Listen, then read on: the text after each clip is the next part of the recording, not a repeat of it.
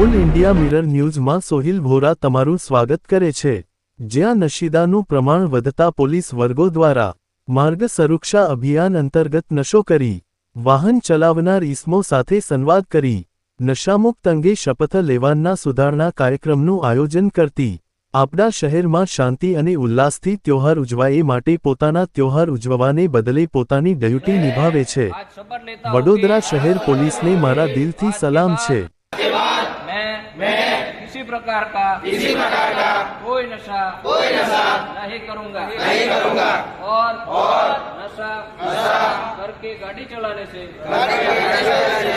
रास्ते पर दुर्घटना होने की संभावना ज्यादा रहती है और इस दुर्घटना से रास्ते पर जा रहे निर्दोष नागरिकों की जान माल को नुकसान होने की पूरी संभावना है। नशा मानव स्वास्थ्य के लिए हानिकारक होता है। इसीलिए मैं आज से हमेशा के लिए नशा छोड़ रहा हूँ।